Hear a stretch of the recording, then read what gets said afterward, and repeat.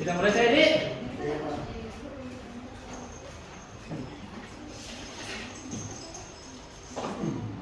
Oke, assalamualaikum warahmatullahi wabarakatuh. Waalaikumsalam warahmatullahi wabarakatuh. Selamat sore. Sore. Kayaknya sore-sore begini suaranya juga sore-sore di. Ya, bisa berdiri dulu semua, berdiri.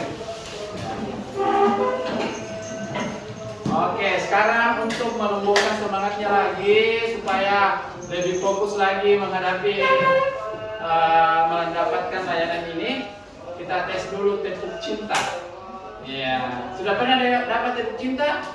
Ya, jadi tepuk cinta itu cinta kecil, cinta sedang, cinta besar, dan cinta semua. Oke, dengar instruksinya ya. Tepuk cinta. Cinta kecil, cinta sedang, cinta besar, cinta semua. Oke ya? Bisa ya? Ulangi ya? Sekali lagi. Oke, tepuk cinta.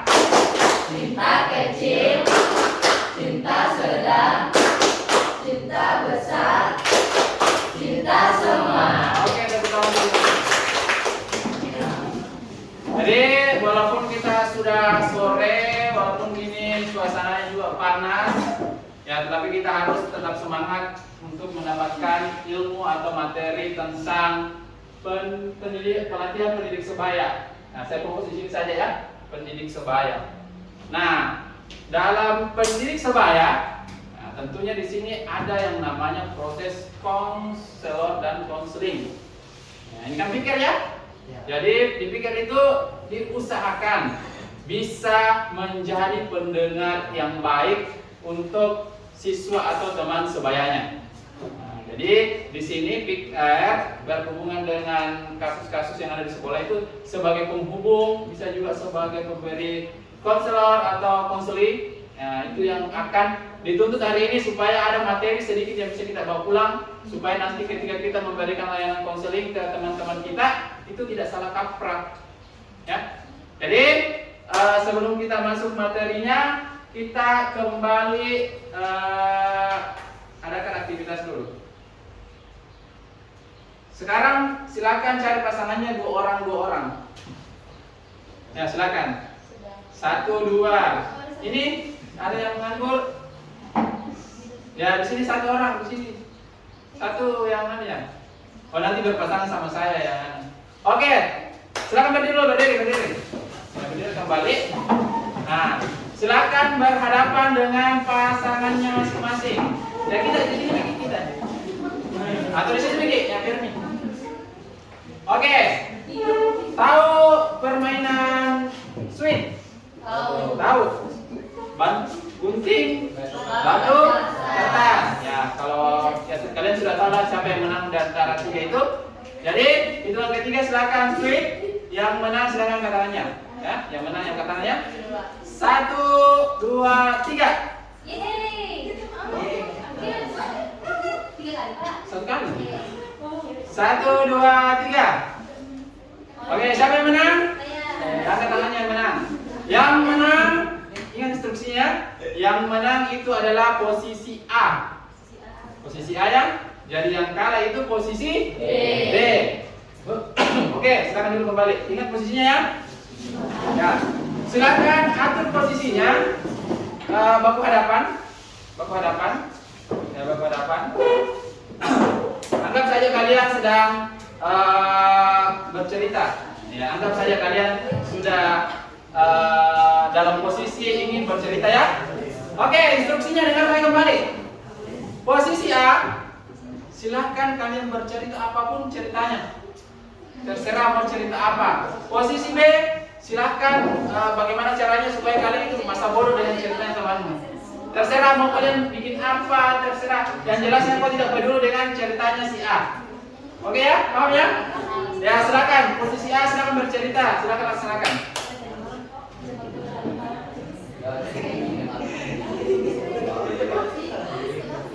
Ya, silakan bercerita.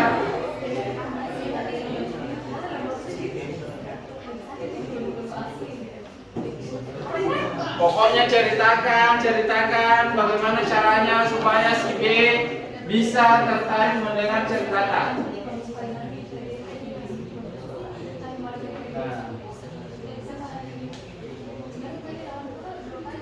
Pokoknya keluarkan saya jurusnya bagaimana caranya supaya si B ini bisa dengarkan.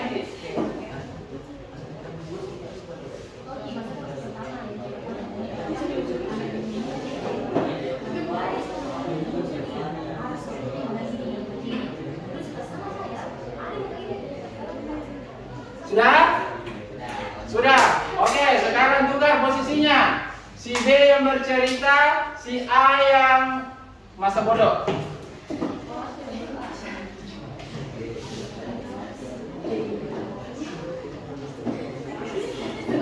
Ya. Oke, silakan keluarkan jurusnya bagaimana supaya si B ini bisa tertarik dengan cerita. Si B juga jangan mudah terpengaruh ya. Siap.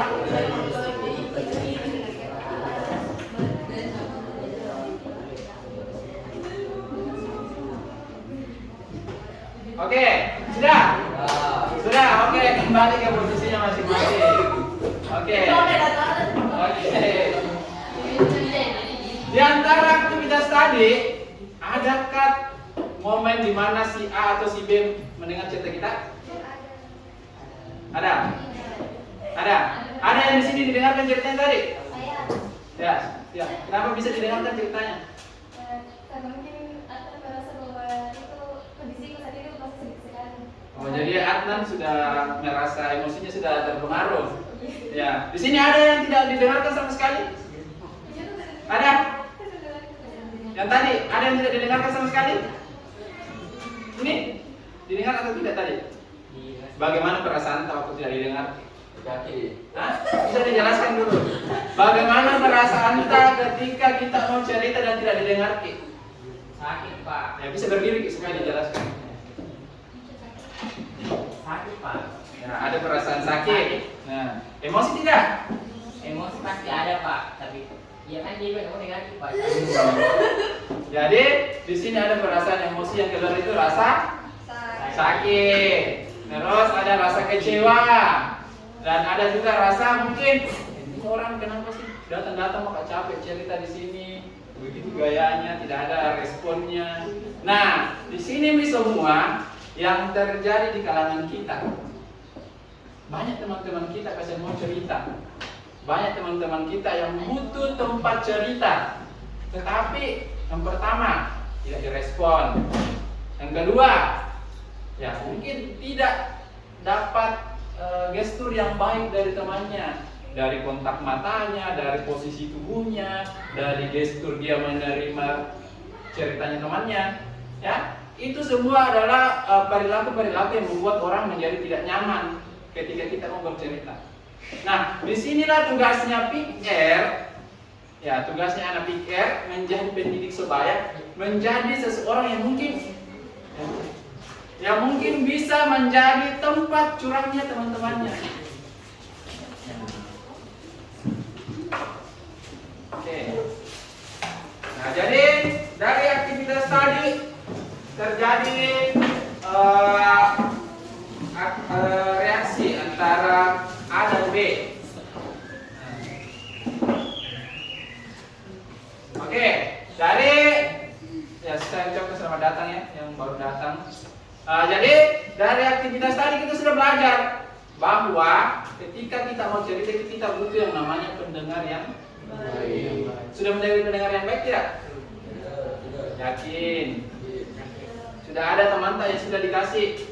Pernah teman cerita sama kita dan teman itu sudah sukses menyelesaikan masalahnya? Ada atau tidak? Ada.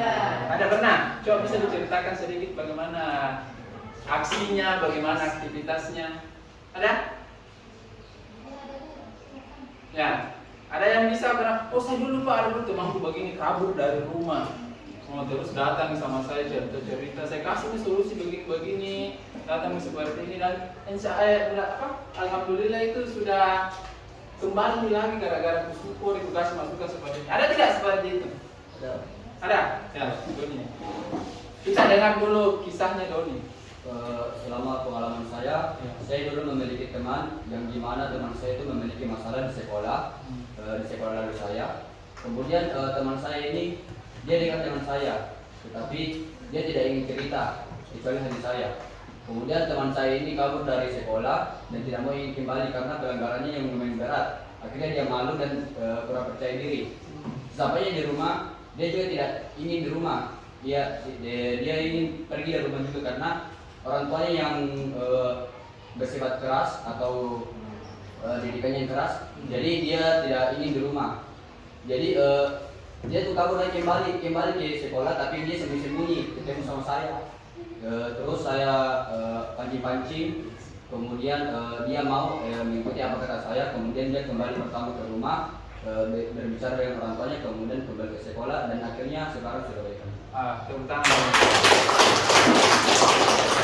pengalaman yang sangat bermakna, pengalaman yang penuh dengan syarat emosi. Ya tentunya di sini kita dari 1.200 siswa pasti ada siswa yang bermasalah. Jangankan siswa kita saja pasti punya masalah toh. Tapi kita tidak tahu kita mau cerita di mana. Ke guru BK malu, ke teman tak ember, ke wali kelas mungkin juga sibuk. Nah, sebenarnya fungsinya kita sebagai teman saya, karena siswa di sekolah itu yang paling dekat dengan siswa itu ya teman-temannya juga. Nggak mungkin guru dulu kalau masih bisa sih teman-temannya. Nah, untuk hari ini kita akan coba bahas bagaimana menjadi yang namanya pendengar yang baik dengan teknik dengar jam. Dengar? Ya, dengar jam. Jadi di dalam proses yang namanya konseling, ini kan namanya kalau dalam proses pemecahan masalah antara orang satu dan orang dua itu disebut namanya konseling ya. Ya, proses pemberian bantuan itu namanya konseling. Konselor itu yang memberikan bantuan, konseling itu yang namanya klientak atau siswa. Kalau guru dan siswa ya, guru BK itu konselor, siswa itu namanya konseling atau klien. Kalau di masalah kalau kedokteran itu dia pakai klien atau pasien. Kalau di dunia pendidikan tidak boleh pakai pasien. Ya, harus namanya konseling dan konselor. Nah, di mana rumus mendengar aktif itu ada berapa itu? 1, 2, 3, 4, 5, 6, 7 dengan istilah dengar jam. D-nya apa? Dedikasikan tubuh dan jiwa kita. Apa maksudnya dedikasikan tubuh dan jiwa kita? Usahakan ketika teman kita ingin bercerita, posisikan dulu tubuh kita itu siap menerima ceritanya. Jangan main HP, pikiran kita tidak usah bahas kemana-mana. Pokoknya jiwa dan raga kita harus ada di situ supaya kita fokus, namanya mendengar. Nah, beda itu kalau seumpamanya ada cerita, Pak maka cerita tunggu dulu ketemu di mana tadi anak-anak ini yang mau izin atau apa. Itu jiwa kita tidak berada di situ. Sama dengan teman-teman kita ketika ada sini dulu maka cerita, tunggu dulu ya cerita mau kamu. Nah, itu jiwanya tidak ada di situ. Jadi yang rumus yang pertama itu dedikasikan tubuh dan jiwa kita. Bukan cuma tubuh kita yang ada di situ, tapi jiwa kita juga. Jangan kebalikannya. Jiwa kita ada di situ, tubuh kita kemana ya? Santai gitu namanya. Yang kedua, ekspresikan diperlihatkan. Ekspresi diperlihatkan. Gimana contohnya kira-kira? Ekspresi diperlihatkan. Ada yang bisa kasih contoh? Angkat itu dua di kursi, satu orang kursi di sini dua.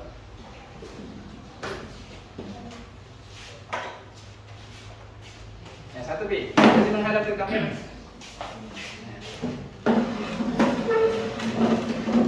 Ada yang mau kasih contoh bagaimana itu ketika orang mau Isan jawabannya kita tarik Isan.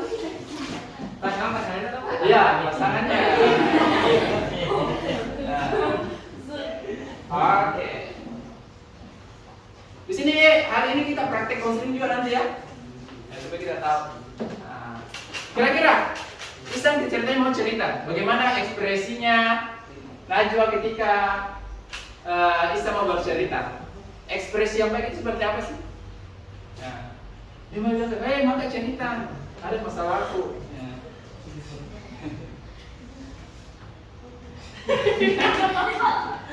Ya oke ya.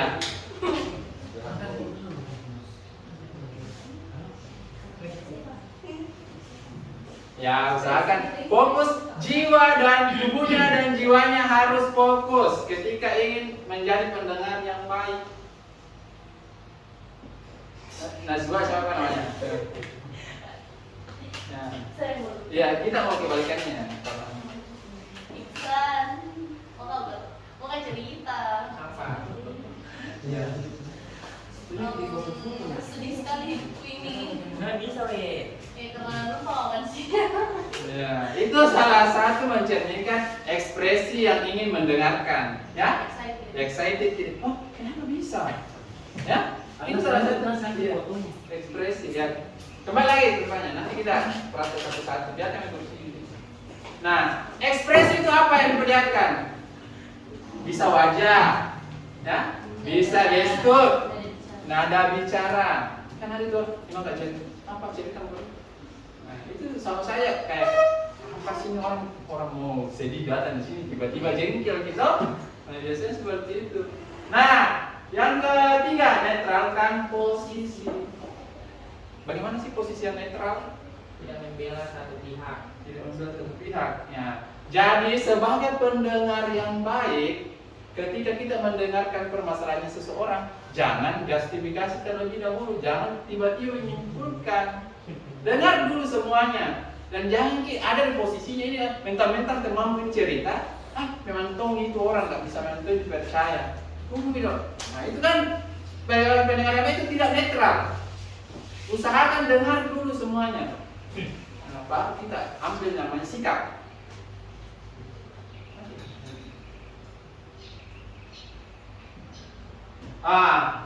Yang keempat, gangguan hilangkan. Apa yang kira-kira biasa orang mengganggu?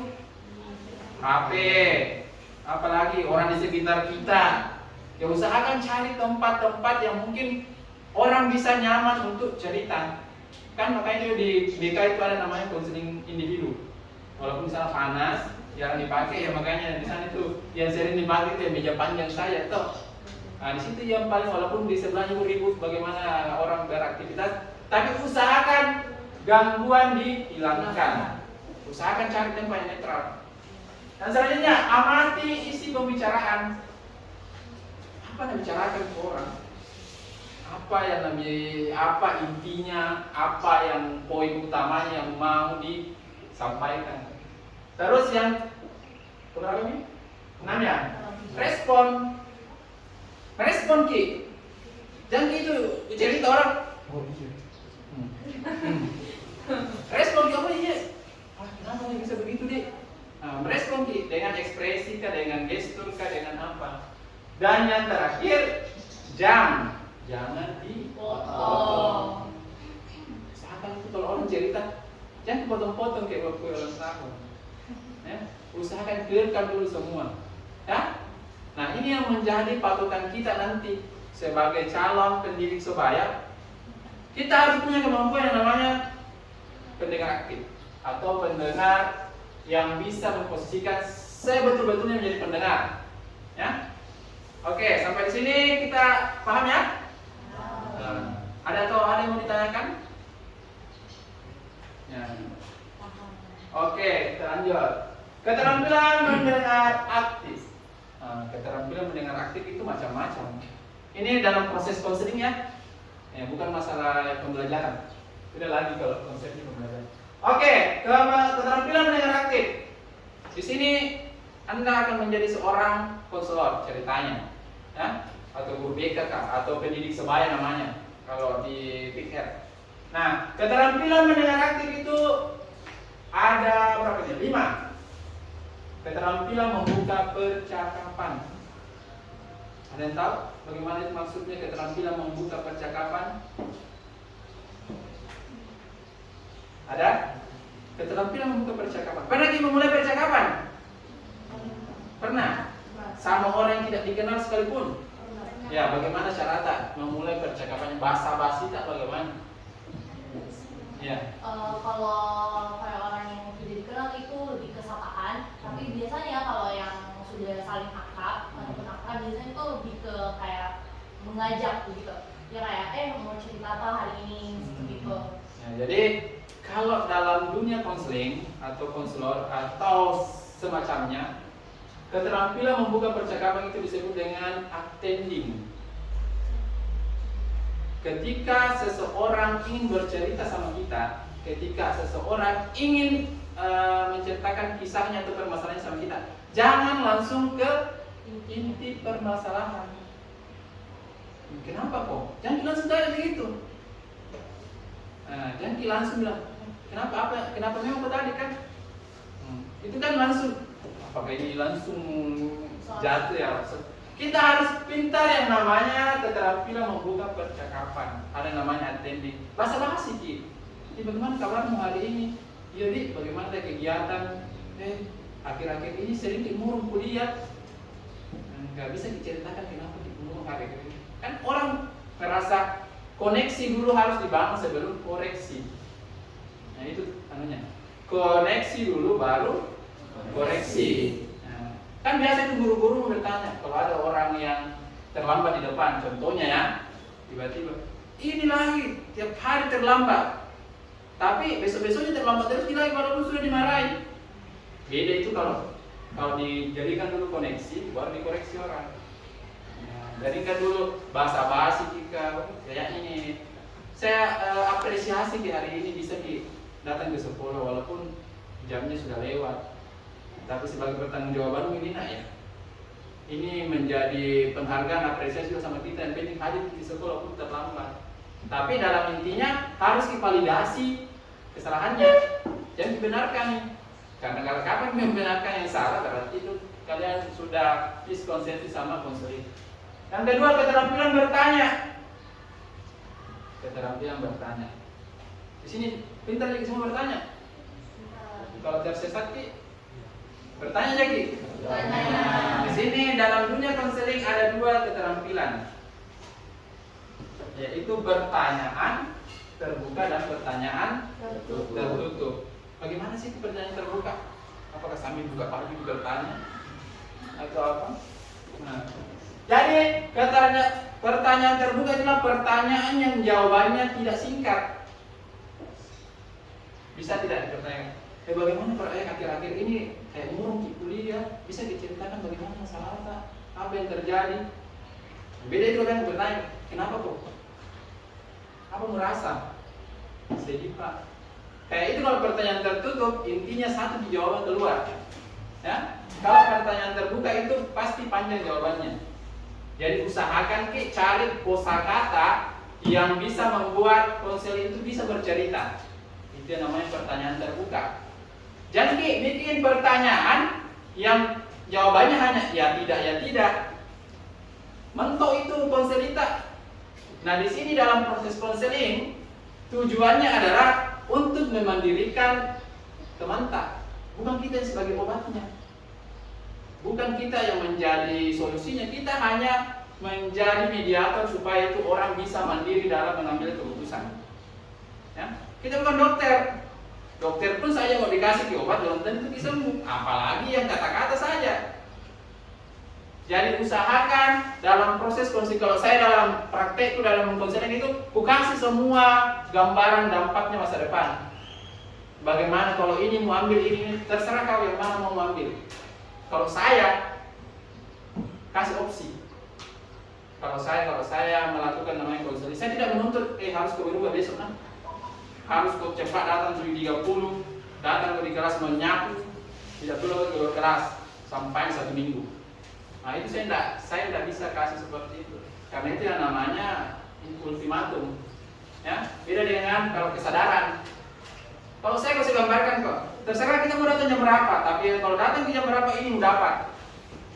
Ini yang terjadi sama kamu, ini efeknya sama kamu, ini efek sosialnya, ini efek pada diri.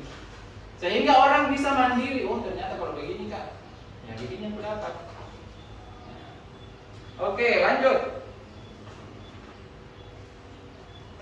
Keterampilan merespon. Nah, keterampilan merespon. Orang biasanya kalau merespon itu ya harus berekspresi, harus gestur tadi juga bagus. Nah, terus keterampilan merefleksi. Apa itu refleksi? Bukan itu yang dikasih masuk ke kita di ikan-ikan baru nah. Yang namanya refleksi. Apa kira-kira itu merefleksi? Ketika kita sudah bertanya, membuka percakapan terus bertanya terus merespon gitu, kita refleksi. Refleksi itu kayak kau ceritakan dari awal sampai akhir yang sudah ceritakan. Oh, jadi seumpamanya kasih contoh kasus ya, sudah bertanya, oh ini yang terjadi adalah sering terlambat gara-gara antar adik di sekolah. Nah, ya, jadi sebagai pendidik atau pendidik sebaya yang bagus, kita harus refleksi dulu, jangan langsung menyimpulkan ya.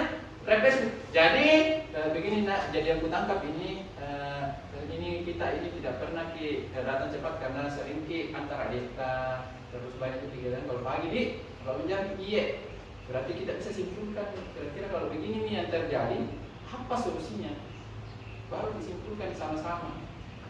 Jangan kita yang menawarkan ini anunya solusinya apa segala macam. Usahakan gali dulu orang potensinya orang supaya bisa simpulkan solusinya sendiri. Oke, kita akan praktek sebentar ya. Bagaimana caranya mengkonseling? Nah, dengan teknik apa ini? Soler. Soler. Siapa jago bahasa Inggris di sini? Maknanya soler. Mana Trisman? Soler. S-nya itu apa? Apa itu bahasa Inggrisnya itu? Squarely. O-nya?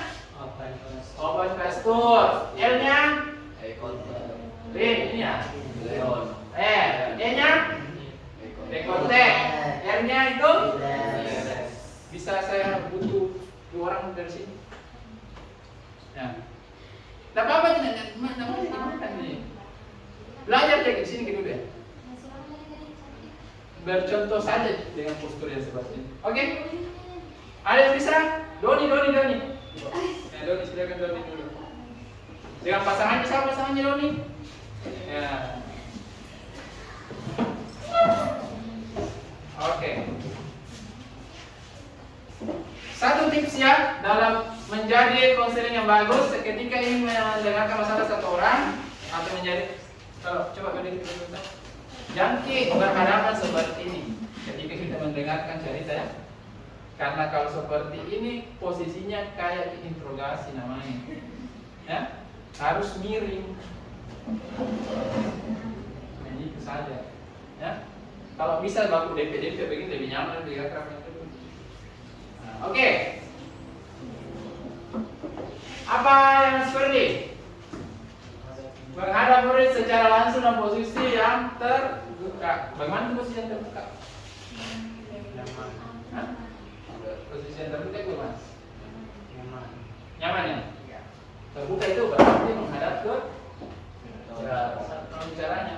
Satu tipsnya juga ya, ketika orang sedang bercerita dan kita mengadakan postur yang begini atau yang begini, berarti lawan bicara kita itu sudah tidak mau mendengar. Ya? Kalau orang-orang biasa seperti ini cerita gitu, nah kalau guru BK itu tidak sama seperti begini kalau cerita gitu, yang begini posisinya atau begini tangannya atau sender begini. Nah itu berarti orang yang tersebut itu sudah tidak mau mendengarkan sama kita. Nah, tapi ada juga orang yang tidak biasa seperti ini. Tapi kalau yang dalam posisi ini itu ketika orang melipat kaki itu sudah berarti tidak bagus nih, bukan pendengar yang baik atau melipat tangannya atau sandar ke belakang. Oke? Ya, perhatikan. Squarely menghadap murid secara langsung dan posisi tubuh yang terbuka. Nah, ini sudah masuk ya? Sudah ya? Oke. Yang kedua, open posture. Itu terbuka. Ya, cengki, merasa. L, lean. Ketika orang bercerita, usahakan badan agak condong ke depan. Bagaimana ceritanya orang kalau bercerita? Ya, bagaimana kita? Oh iya, berarti harus agak condong ke depan situ. Nah, agak miring ya, agak miring menghadap ke siswanya lah atau yang mendengarkan. Yang keempat, kontak. Apa itu? Kontak mata. Perhatikan matanya. Perhatikan matanya. Jangan juga perhatikan matanya. Lama-lama ya agak ya harus nanti.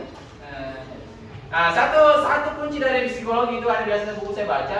Ketika orang ditanya dan matanya mengarah ke atas, berarti dia sedang berpikir. Ya. Ketika ke kanan itu dia sedang mencari alasan. Dan ketika dia ditanya dan ada jedanya dalam bertanya, menjawab berarti dia bohong.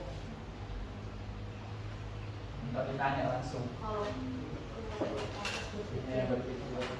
ada alasan.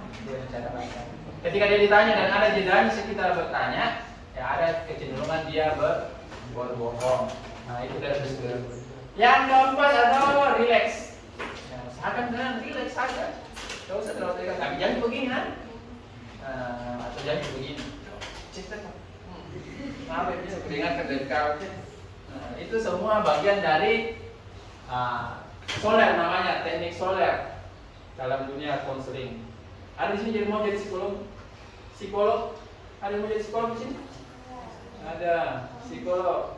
Nah, psikolog itu banyak ya, ada psikolog sosial, ada yang. Oke, silakan dulu. Nah, dari materi di atas tadi, kita bisa menyimpulkan bagaimana caranya supaya ketika ada teman kita ingin bercerita, ini yang harus diterapkan. Yang pertama, menjadi pendengar yang Baik. Yang kedua, keterampilan apa? Ya, keterampilan berbicara, keterampilan mendengar aktif, ya harus dikuasain sebentar, ya karena praktek nanti itu masih diingat pasangannya. Ya praktek supaya bisa kayak sedikit lagi bawa pulang. Nah, dan yang ketiga, posisinya harus seperti ini tekniknya, soler. Oke? Sudah masih ada pasangan? Ada yang tidak punya pasangannya? Oke, silakan kalian berdiskusi pasangannya, cari masalah apa yang mau dibahas, terus tentukan siapa yang menjadi konselor dan siapa yang menjadi klien. Bisa? Ya, silakan berdiskusi. Saya kasih waktu 5 menit. Baru kita berada di depan sini. Harus menguasai tadi ya, kita pandai membuka percakapan, refleksi, terus menyimpulkan.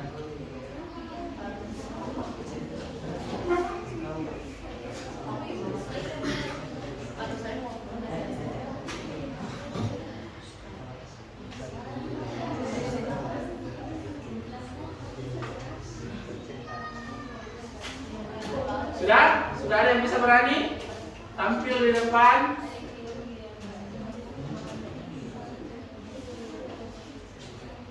Jadi ibaratkan ini kita sedang berada di situasi ada teman tak yang mau cerita sama kita, masalahnya sangat beragam ya. Terserah kita mau selama.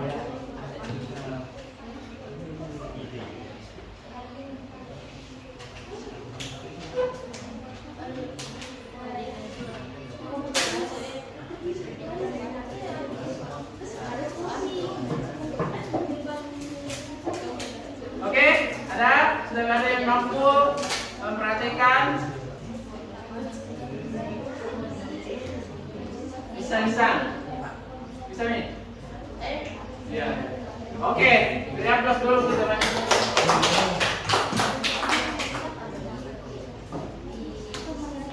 Oke, jadi istilah di sini sebagai yang dikuasai Pak. ya konselingnya. Bukan Pak yang dikuasai. Oh, ya cocok yang konselingnya ini yang konselornya, berbedanya.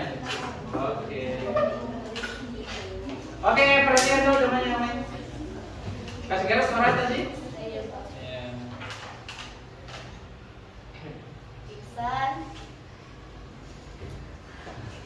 Iksan bisa ibu bertanya nah, Boleh Bu. kenapa ya Raden ini selalu terlambat di sekolah? Begini, yang mikir analoginya siswa dan murid, teman saja. Murid berarti Pak. Iya, murid sama murid saja. Iksan bisa nggak bertanya Apa? kenapa ya Raden ini selalu terlambat di sekolah? Baru murung lagi kalau datang. Apa ada masalah di rumah sih sebenarnya, tapi ya gitu nih. Astaga, turut prihatin Kak, tapi demi apapun itu keren sekali kok, karena dia itu banyak masalahmu masih bisa kau selesaikan tugasmu. Bahkan dapat 100 katanya ulangan kimia di, astaga tidak nyangka Kakak.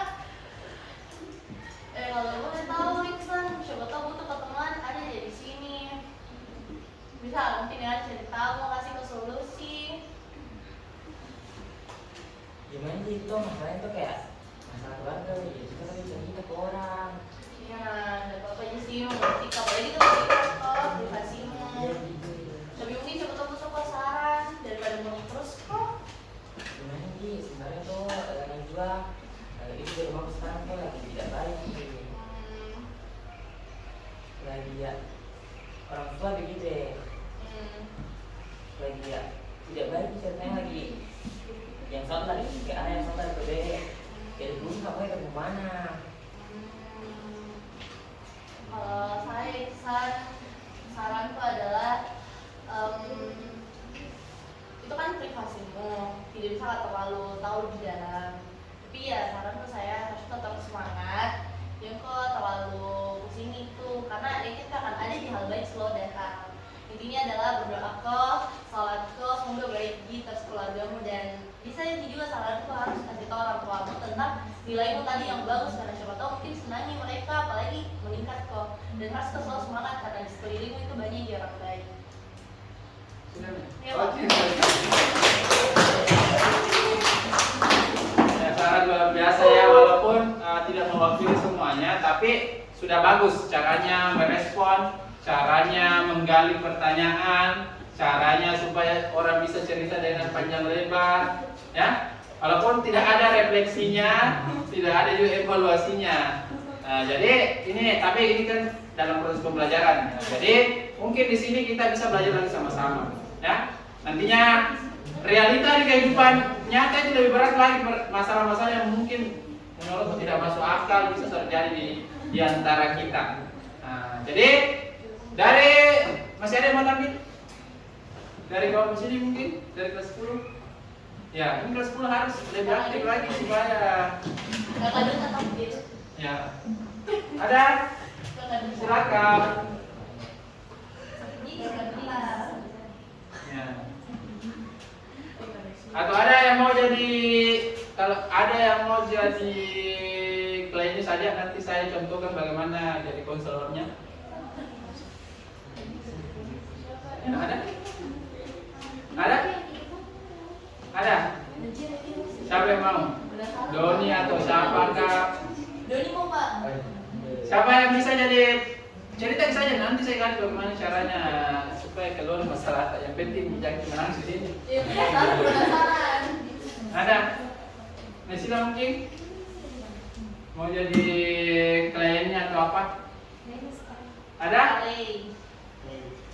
Ya, bisa. Sebelum kita gali sedikit ini tentang bagaimana caranya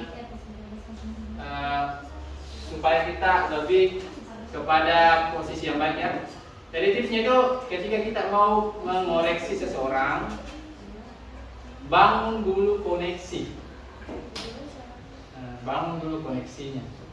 Karena tidak kalian sadar ketika kita baru masuk di sini takut kita gue, pantas ini orang, baunya badannya. Toh, ada seperti itu biasa toh? Tapi tidak berani dikoreksi karena tidak kenal ki. Nah, coba itu yang kayak ada nih hubungan sosial tak sama, emosional tak sama. Pakai parfum kok itu khusus sekali ke ketiakmu. Kan ada begitu toh? Nah, begitu tandanya ketika kita ingin mengoreksi seseorang, ketika kita ingin mengkritik seseorang, bangun dulu koneksinya. Sama dengan permasalahan. Ketika kita ingin memberikan koreksi, salah yang melakukan tidak benar itu. Tapi ketika orang itu tidak kenal, tiba-tiba nggak bilang begitu, bagaimana ekspresikan? Siapa ini orang itu? Tiba-tiba nggak koreksi, tidak ada juga, nggak kenal juga. Sama dengan guru-guru di depan. Ada yang kan guru-guru di sini tidak ngajar di semua toh? Tidak pernah kita ngajar dari kelas 10, tiba-tiba kamu itu datang ini terus terlambat. Pasti dalam pikiran itu ya sadar cuma 1-2 hari, tapi besoknya terlambat lagi. Karena tidak ada koneksi yang terbangun di sini sebelum koreksi. Nah, satu lagi saya kasih tips dalam melakukan pendekatan konseling terhadap siswa atau teman-teman dengan pendekatan yang namanya pendekatan konseling realita namanya. Teknik konseling itu banyak. Ada yang berfokus kepada solusi, ada yang berfokus kepada masa lalu, ada yang berfokus tentang kebutuhan. Menurut Maslow, Maslow ya. Kebutuhan dasar manusia itu ada 5.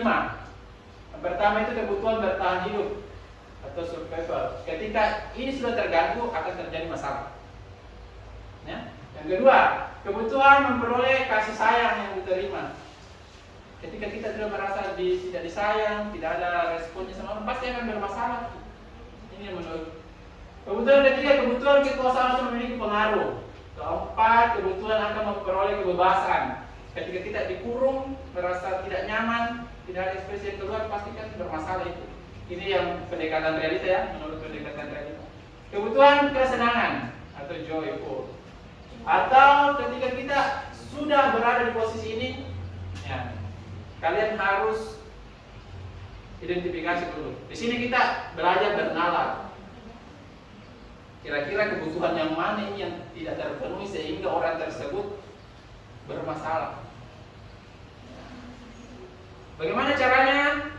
Tekniknya itu adalah dengan teknik WDEP. One, doing, evaluation, dan planning.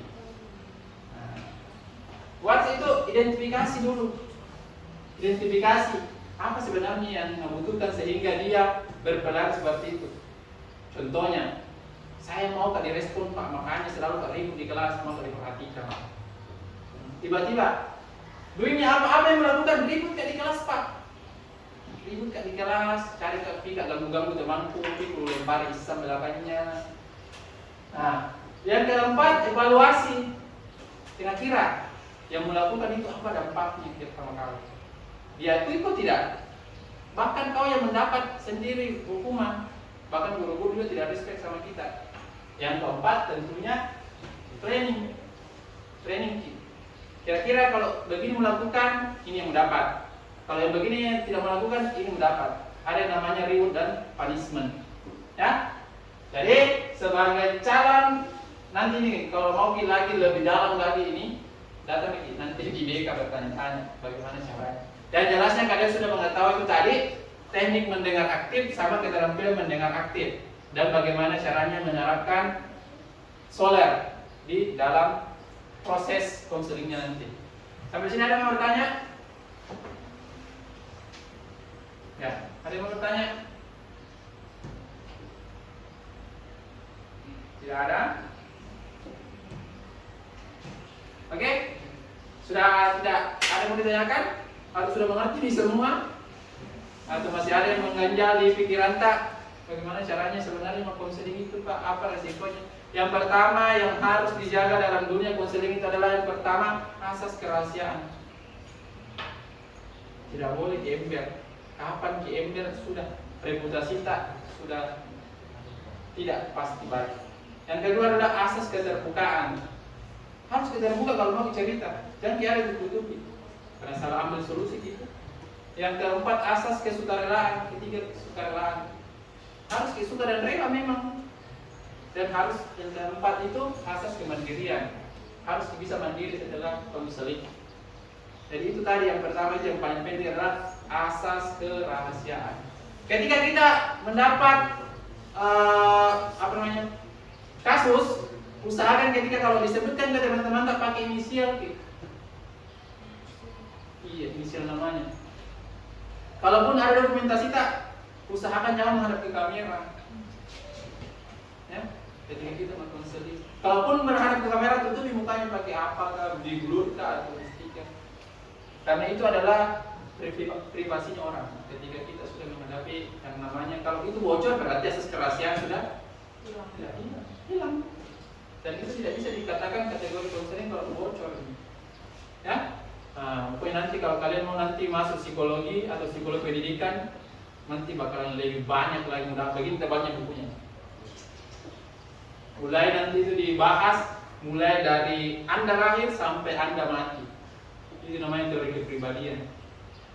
Bagaimana sih umur segini, apa perilakunya? Umur segini kira-kira, kan itu siklusnya manusia itu dari kecil kembali lagi ke yang kecil. Darinya tidak baik, tidak bisa jalan, terlupa apa segala macam. Ketika tua, jadi susah lagi jalan, terlupa. Makanya siklus itu kembali ke situ. Kayak kita harus tahu itu umur-umurnya itu gejala-gejalanya apa yang terjadi di guru seperti itu. Lebih banyak nanti membaca buku anunya.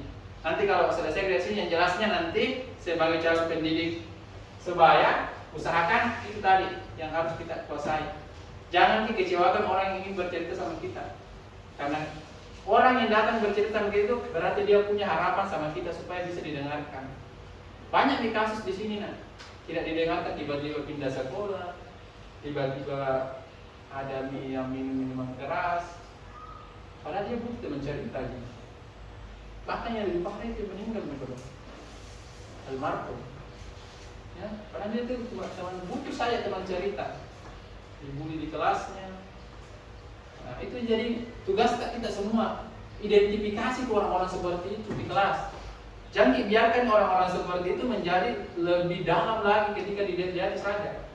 Makanya kita dididik sebagai pendidik sebaya. Karena kita yang paling sering, yang paling dekat sama orang-orang di sekitar itu. Guru itu tidak tiap hari masuk. Ada di masalahnya. Kenapa bilang itu guru BK ada di masalahnya baru ke BK? Iya, karena yang muncul itu masalah. Nah, coba guru BK tiap hari ada dalam sini sebagai siswa, nasta nggak tahu ini permasalahannya. Karena kentara itu ketika orang sudah merasa lelah dengan ada masalahnya, kentara itu rawat wajahnya, gesturnya, tiba-tiba murung. Dia pun juga orang lapar, mungkin ada salahnya. Ya, harus kita lakukan seperti itu ya. Jadi kalau sudah tidak ada bertanya, mungkin saya cukupkan pertemuan hari ini.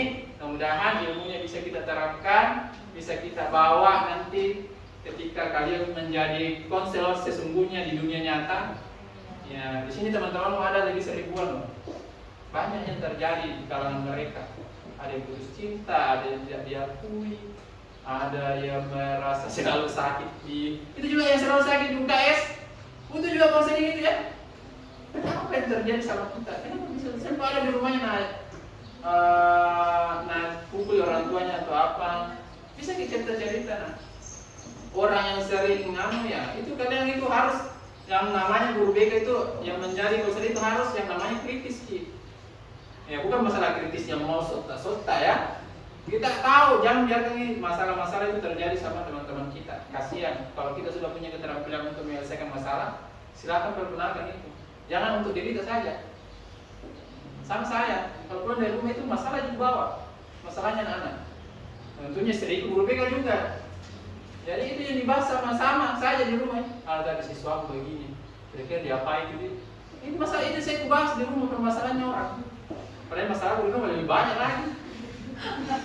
Jadi sebagai guru BK itu memang harus profesional jangan dibawa ke kehidupan pribadi ke tempat kerja.